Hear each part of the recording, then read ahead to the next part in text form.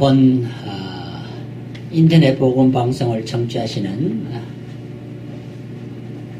성도 여러분, 오늘은 우리 성경 퀴즈 레위기 문제를 중심으로 정답과 해설을 함께 생각하자 합니다. 늘 방송할 때마다 여러분 성경을 읽기 전에 또 성경을 연구하고 공부하기 전에 먼저 기도하라고 했습니다. 내 눈을 열어 주의 법에 기이한 것을 보게 하소서, 이런 기도를 드리는 것이 좋습니다. 둘째로는 이 기이한 것을 발견할 때는 여러분은 목소리를 높여서 하나님을 크게 한번 찬송하세요. 찬송하면은 여러분의 수명이 길어질 것입니다. 셋째로는 우리가 참 하나님의 말씀을 깨닫고 하나님을 찬송한 것은 우리의 신앙과 삶의 일치를 위해서 우리의 삶에 구체적으로 하루 한 가지씩이라도 적용하는 문제를 깊이 생각하며 하루에 한 가지씩 실천하기를 힘써야 할 것입니다. 퀴즈를 여러분 항상 정답을 찾기 위하여는 성경을 차례대로 정독하시면은 그 문제에 대한 해답이 성경에서 발견되어질 것입니다. 오늘은 특별히 레위기로서, 레위기는 모세 5경 중에 세 번째 책으로 기록되어 있습니다. 레위기는 하나님께 제사하는 규례와 성도들의 성결된 삶의 법칙을 가리키기 위하여 기록된 책이라고 할 수가 있습니다. 우리가 레위기를 잘 공부함으로 이 죄악 많은 세상에서 죄악된 세속의 삶을 버리고 거룩한 삶, 성결된 삶을 살아가게 될 것이고, 어두운 세상에서도 그리스도의 빛을 발하게 될 것입니다. 제사는 믿는 자들이나 믿지 않는 자들이 모두 드리는 것입니다. 단지 제사의 대상이 다르다고 볼 수가 있습니다. 불신자들은 제사를 드릴 때에 돌아가신 조상들에게 제사를 드리고, 혹은 우상을 만들어 놓고 제사를 드린 사람이 있지만은, 예수를 믿는 우리 성도들은 살아계신 창조주 하나님께 제사를 드리는 것이 차이점이라고 하겠습니다. 우리 성도들이 구약시대에는 동물을 죽여서 제물을 삼고 제사를 드렸지만은, 신약시대 성도들은 로마서 12장 1절에 기록된 대로 산제사를 드리는 것입니다. 산제사라는 것은 우리의 삶 전체를 가정에서, 직장에서, 교회에서, 사회의 모든 삶의 전반에서 살아있는 동안에 하나님의 제물로서 살아가는 것입니다. 레위기를 공부하면서 우리의 삶이 하나님께 온전히 헌신되어지기를 바라는 마음이 간절합니다. 레위기의 첫 번째 퀴즈 문제는 번제물이 하나님께 연락되는 두 가지 조건이 무엇이냐고 물었습니다. 여러분은 무엇이라고 생각합니까? 레위기 1장 3절과 4절에 보면은 흠없는 수컷으로 하되 그 머리에 안수함이니라. 결국 흠없는 제물이 반드시 하나님께 드려져야 한다는 것입니다.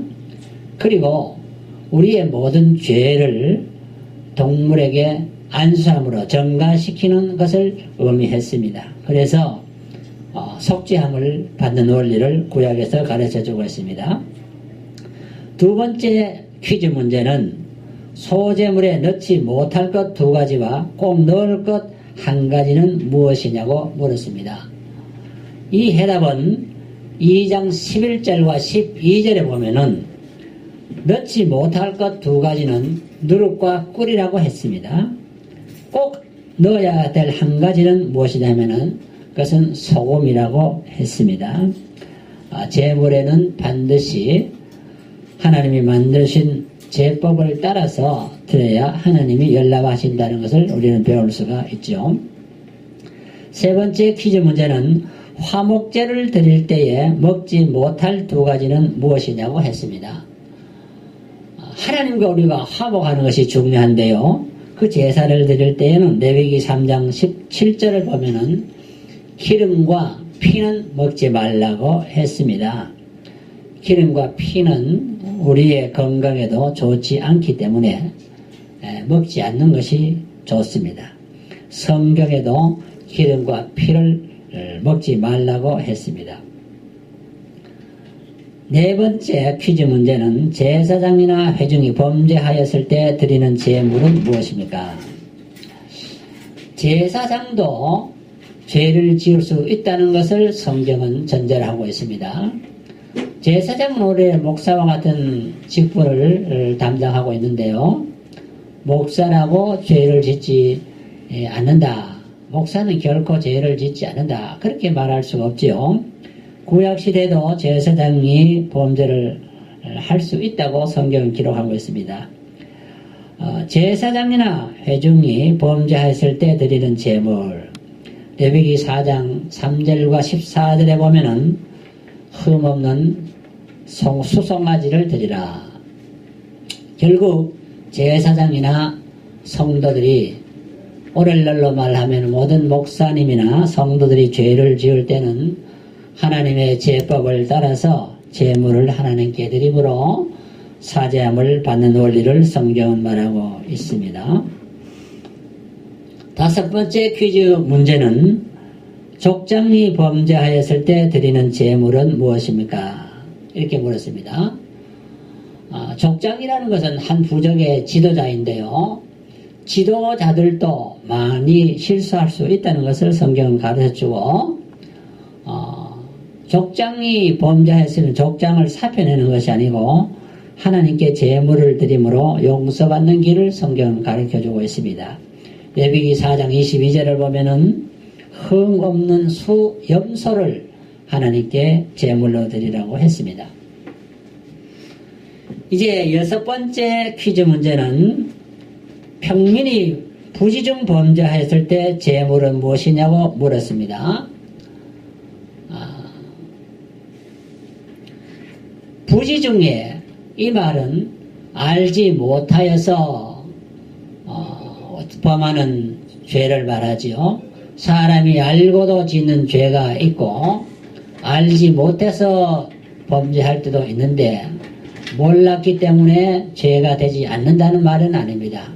모르고 죄를 지어도 그것은 죄가 되는 것입니다. 그래서 부지중에 범죄하면은 레위기 4장 28절에 흠없는 암염소를 드리라고 했습니다. 이와 같이 성경은 제사장으로부터 성도들, 회중, 족장, 평민 모든 사람에게 범죄의 가능성을 말하고 범죄했을 때마다 용서받는 제법을 우리에게 가르쳐주고 있는 것입니다. 퀴즈 15회에는 이런 질문이 첫 번째로 주어졌습니다. 만일 힘이 어린 양에 미치지 못하면 무엇을 드리게 되나요? 가난한 사람에게는 어린 양을 제물로 바치라는 것도 부담이 될 수가 있습니다. 그랬을 때에 성경은 레위기 5장 7절을 보면은 산비둘기 둘이나 집비둘기 새끼 둘을 드릴지니라. 그래서 가난한 성도가 범죄할 때는 비둘기 한 쌍을 하나님께 제물로 드리라. 최소한의 제물도 반드시 드려야 할 것을 말합니다. 가난하기 때문에 헌금을 드리지 말라는 것도 아니고 또 부자라고 조금 내서 된다는 것도 아닙니다. 부자는 부자에 비해서 많이 내고 큰 것을 내고 가난한 사람은 가난하기 때문에 반드시 내야 돼 적은 것도 내야 한다. 그것을 가르쳐 주지요. 만일 힘이 산비둘기나 집비둘기 둘에도 미치지 못하면 무엇을 드려야 할까요? 이런 질문을 그 다음에 냈는데요. 비둘기 한 쌍을 드리는 것도 부담이 될 때가 있지요. 그럴 때는 레위기 6장 11절에 보면은 공 가루 에바 10분의 1을 드릴지니라. 이것을 보면은 고운 가루라 그렇게 했습니다. 동물을 때는 흠 없는 것을 드리라. 고운 가루, 깨끗한 가루, 이것을 10분의 1을 드릴지니라 이렇게 했습니다. 이것을 보면은 제물은 신분의 고하를 막론하고 빈부 귀천 누구나 하나님께 다 드려야 한다는 것입니다. 하나님께서는 빈부의 차이를 고려하여 형편에 알맞게 드려야 할 것을 말합니다.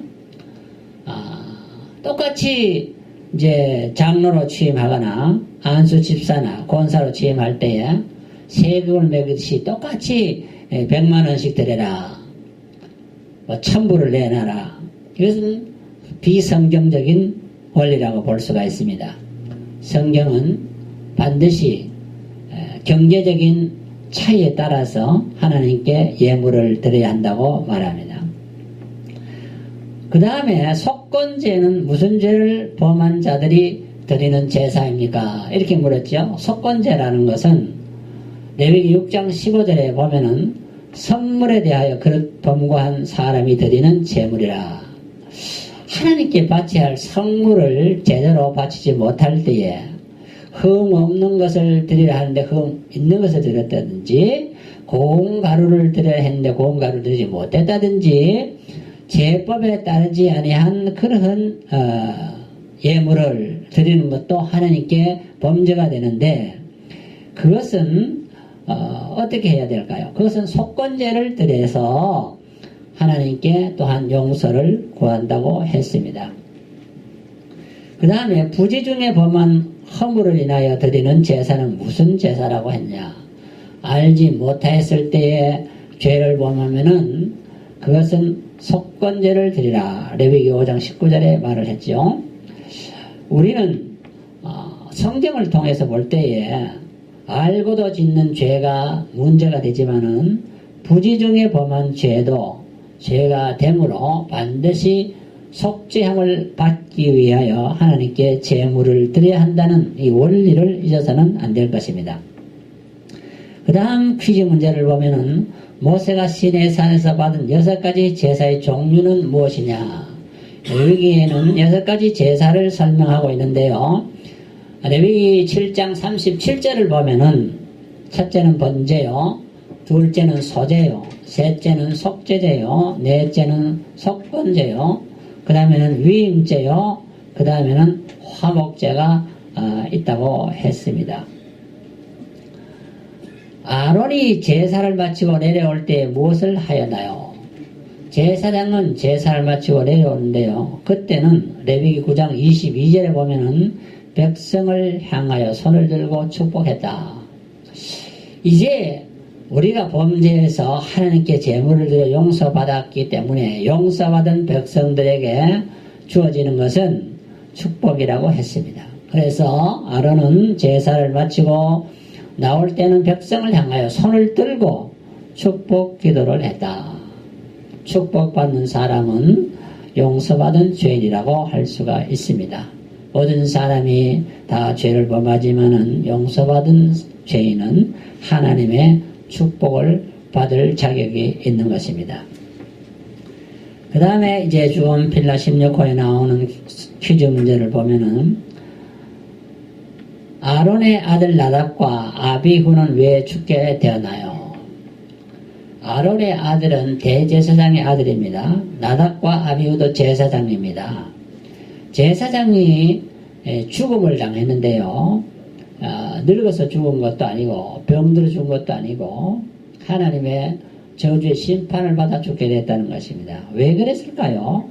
레위기 10장 1절을 읽어보면은 여호와의 명하지 않는 불로 분양하다가 죽었다. 교회의 제사를 인도하는 제사장, 하나님이 명하지 아니한 다른 불을 사용하면 안 된다는 것입니다. 반드시 제사장은 제법을 따라서 하나님께 제사를 인도해야 한다는 것을 말합니다. 제사도 법대로 해야지 제사장이 법을 어기면 하나님이 용서하지 않는다는 말입니다.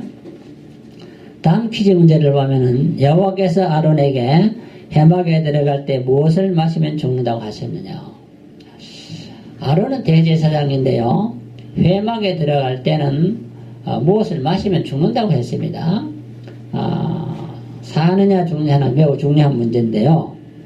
레위기 10장 9절을 읽어보면은 포도주나 독주, 포도주는 레드 와인인데 독주라 하면은 상당히 그 도수가 높은 술을 말하죠. 제사장이 회막에 제사를 하러 들어갈 때에 이렇게 약한 술에서부터 강한 술, 포도주나 독주라 그랬기 때문에 그 술을 마시면은 하나님께서 반드시 죽인다. 이런 법을 정해놨습니다. 그러므로 회막에 들어갈 때에 제사장들은 술을 약한 술이든 독한 술이든 절대로 마셔서는 안 된다는 것을 가르칩니다. 예배를 인도하는 자는 맑은 정신으로 온전한 마음을 가지고 하나님께 예배드려야 할 것을 성경은 가르쳐 줍니다. 그 다음 퀴즈 문제를 보면은 여호와의 말씀은 산모의 산열이 언제 깨끗하게 된다고 했냐요. 사람은 피가 깨끗해야 되는데 특별히 아기를 출산한 산모의 피는 좀 깨끗하지 못한 것을 성경이 가르쳐 주고요. 레위기 12장 4절과 5절에 보면은 남자아이를 출산했을 때는 33일, 여자아이를 출산했을 때는 66일이 지나야 산모의 산열이 깨끗하게 된다. 그걸 보면은 남자아이보다 여자아이를 낳았을 때에 더 피가 탁한 것을 볼 수가 있는데요.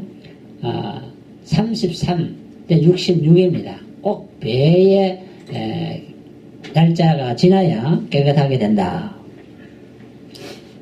하는 것을 가르쳐주고, 사람은 피가 깨끗해야 될 것을 가르쳐줍니다.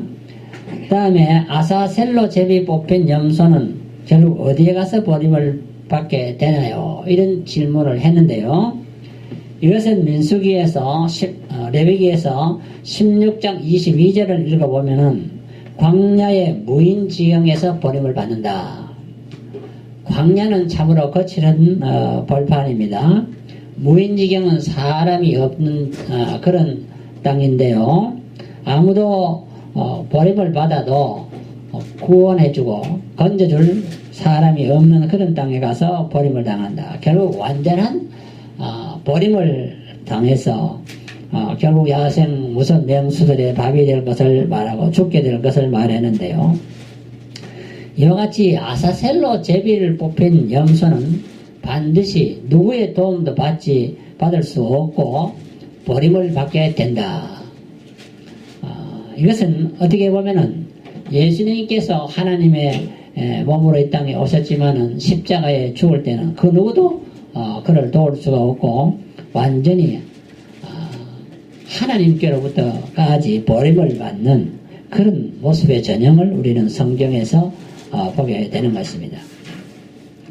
무엇이 그 다음에는 우리의 죄를 속하게 되나요? 사람은 누구나 죄를 범하게 되는데요. 레위기 17장 11절을 보면은 생명의 피가 결국 우리의 죄를 속하게 된다. 생명의 피는 생명이를 가리킵니다. 사람이 피를 다 쏟으면 결국 죽게 되죠. 남녀노소를 불문하고 피는 생명의 근원인데요.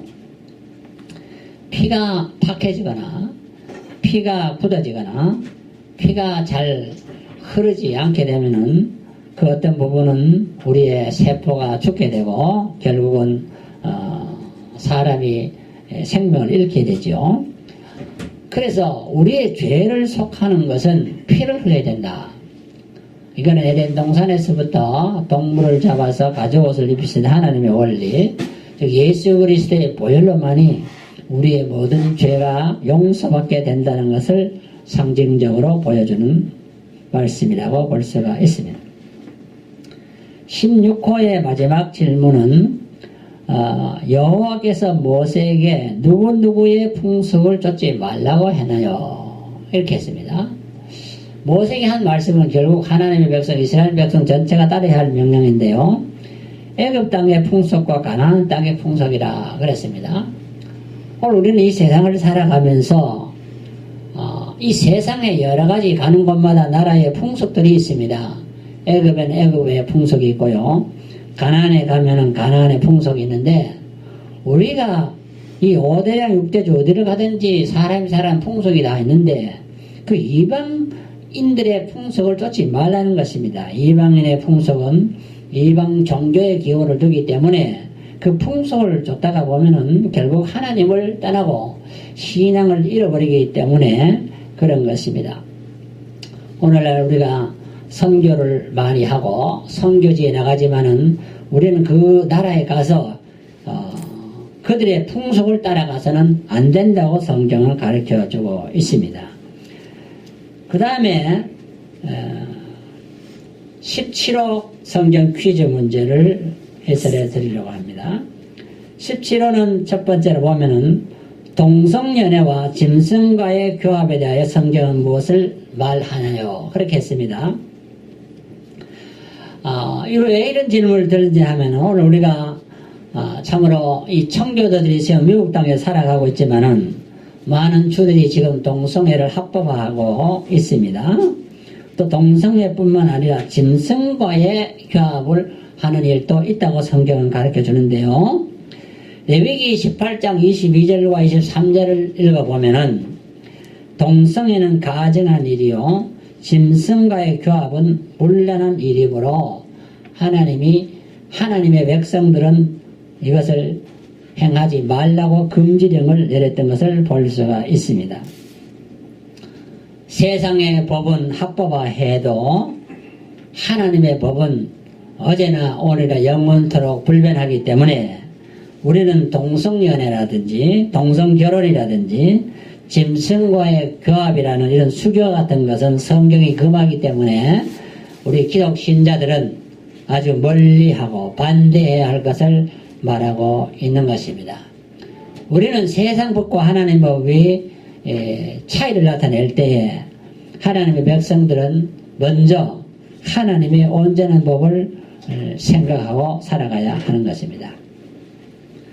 그 다음 질문은 원수를 갚지 말며 원망하지 말며 또 어떻게 하라고 했습니까? 우리가 원수를 만났을 때에 원수를 갚는다든지 그들 원망하지 않는 걸로 끝나서는 안 되고요. 구약성경 레위기 19장 18절을 읽어보면은 그들을 이웃 사랑하기를 내 몸과 같이 하라. 결국 구약과 신약은 똑같이 원수를 미워하는 데서 끝나는 것도 아니고 원수를 갚는 것도 끝나는 거 아니고 오히려 그와는 정반대로 원수를 내 몸과 같이 사랑하라. 사랑이 결국 인간의 모든 마음에 쌓인 그 엉거리를 녹이고 하나 되는 화합의 원리가 되는 것을 가르쳐주고 있지요. 그 다음 퀴즈 문제는 노인에 대하여 레위기 성경 무엇을 명하고 있나요? 이렇게 했는데 이것은 샘머리 앞에 일어서고 노인의 얼굴을 공경하라. 이렇게 성경을 가르쳤죠. 그러니까 자동차를 타면은 경로석이 있는데 젊은 아이들이 앉아서 있으면 안 되고 샘머리 보면 그 자리에서 일어나서 노인을 먼저 자리에 앉혀야 되고요. 노인의 얼굴을 보면은 얼굴만 봐도 그 얼굴이 벌써 주름이 생긴 것을 보고 알 수가 있는데요. 얼굴을 보면은 벌써 그들을 공경의 대상으로 생각해야 되지. 요즘처럼 노인을 천대시하거나 노인을 경로사상이 점점 희박해져가는 세상에서 우리는 성경에 있는 경로사상을 소중히 강조해야 할 것입니다. 그 다음 퀴즈 문제는 이스라엘 국가에서 7월 10일과 15일은 무슨 날이냐고 물었는데요. 레위기 23장 26절과 34절에 보면은 7월 10일은 속죄일이고 7월 15일은 초막절이라고 했습니다. 우리는 생일을 기억하는 것도 중요하지만은 하나님께 내 죄를 용서받고 구원받은 날을 더욱 중요시 했던 것을 우리는 기억하고 있는 것입니다. 우리가 좋은 집에 사는 것도 중요하지만은 가난하게 살았던 광야의 초막을 기억하면서 겸허하게 또 우리는 절약하면서 살아가는 삶을 잊어서는 안 될 것입니다. 그 다음 질문은 50년은 희년입으로 무엇을 공부하게 되냐 이런 질문을 내렸는데요. 레위기 25장 10절을 보면은 전 국민에게 자유를 공부하라. 50년은 희년은 기쁨의 해이기 때문에 모든 자에게 자유를 공포함으로 억압과 속박에서 자유케 하는 그런 일이 성경에는 주어지는 것입니다. 마지막에 그 24번을 보면은 하나님이 함께 하시면은 오와 백이 얼마나 많은 대적을 이길 수 있나요? 이렇게 했는데 레위기 26장 8절을 보면은 오는 백은 만을 이길 수 있다.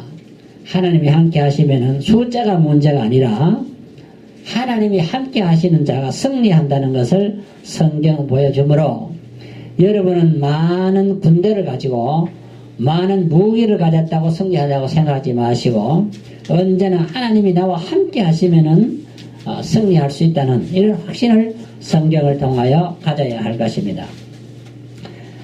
레위기 마지막 두 문제는 여기 18호에 나왔는데요. 부모가 아들과 딸의 고기를 먹게 되는 원인이 무엇이냐?